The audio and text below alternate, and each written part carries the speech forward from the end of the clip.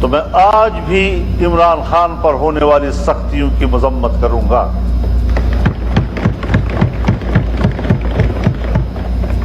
دوستو، میں اس وقت مولانا فضل الرحمان صاحب کی جو سیاست ہے اس کو میں بہت زیادہ انجوائے کر رہا ہوں۔ مولانا صاحب کو حال ہی میں جو ووٹ ہوئے ان کو بہت ہی جو ہے کمزور کیا گیا۔ مولانا صاحب نے کئی سیٹوں سے جو ہے کئی شہروں میں جیت چکے تھے، لیکن باوجود زیادہ ووٹ لینے کے اس کے باوجود مولانا صاحب کو جو ہے آگے نہیں بڑھنے دیا گیا اور ان کو ناکام بنا دیا گیا زبردستی۔ لیکن میں قربان جاؤں اللہ تعالیٰ کی طاقت پر، اللہ تعالیٰ کی قدرت پر کہ مولانا فضل الرحمان صاحب کی اسمبلی میں صرف اور صرف 13 سیٹیں ہیں، لیکن قربان جاؤں کہ اللہ نے ان کو اتنی عزت دی ہے، اتنی قدر کی ہے اللہ نے ان کی، کہ آج لوگ در بدر ہو کے مولانا صاحب کی رہائش گاہ پر آ رہے ہیں۔ پی پی والے آ رہے ہیں اور جناب پی ٹی آئی والے آ رہے ہیں، اور جو بھی ہیں پاکستان کی جو پارٹیز ہیں، یہ سارے کے سارے ممبران مولانا فضل الرحمان صاحب کی رہائش پر آ رہے ہیں۔ لیکن میں قربان جاؤں مولانا صاحب کی سیاست پر، ان کی بصیرت پر، ان کی عقل مندی پر۔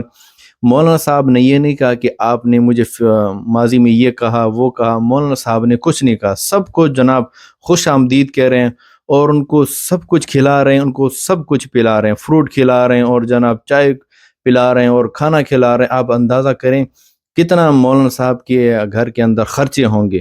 وہ لوگ جو مولانا صاحب کو تانے دیا کرتے تھے 40 لاکھ کی لسی پی گئے، یہ کیا وہ کیا، ارے اللہ کے بندو، جو لوگ آ رہے ہیں انہوں نے تو 40 لاکھ کی چائے پی لی ہے صرف۔ آپ اندازہ کرو بڑے لوگوں کے بڑے خرچے ہوتے ہیں، اور پھر جب بڑے لوگ آتے ہیں تو ان کے سے اور زیادہ خرچے ہوتے ہیں۔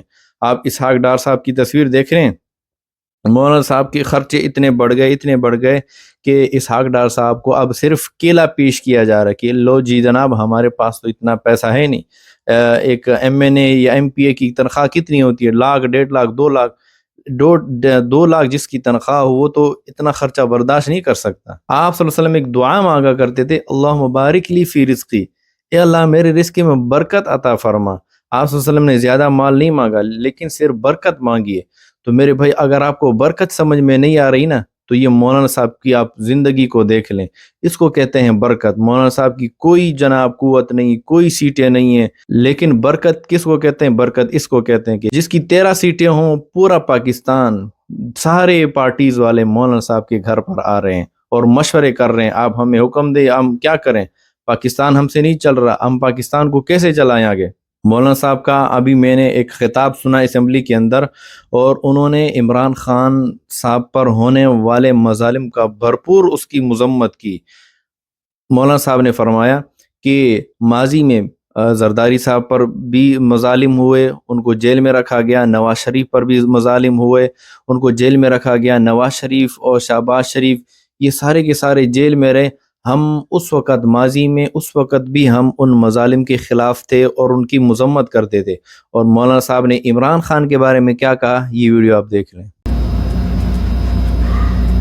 جلسے اجتماعات وہ ایک جمہوری حقوق ہیں، اگر جمہوری حقوق میں کے دائرے میں کوئی فیصلہ کرتا ہے، جلسہ کرتا ہے، اس کو جلسے کا حق ہے۔ لیکن میں ایک بات واضح کر دینا چاہتا ہوں کہ اگر میاں نواز شریف صاحب پر ظلم ہوتا ہے، میاں شہباز شریف صاحب پر ظلم ہوتا ہے، آصف علی زرداری صاحب اور ان کی بہن کے ساتھ، ان کی جماعت کے سینئرز کے ساتھ زیادتی اور ظلم ہوتا ہے، اور میں ان کے ساتھ شانہ بشانہ کھڑا ہوں، ان کے خلاف ہونے والے ہر قدم پر میں نے فرنٹ لائن پر لڑائی لڑی ہے۔ اگر میں اس وقت آپ کے اوپر ہونے والے مظالم میں آپ کے شانہ بشانہ تھا تو میں آج بھی عمران خان پر ہونے والی سختیوں کی مذمت کروں گا۔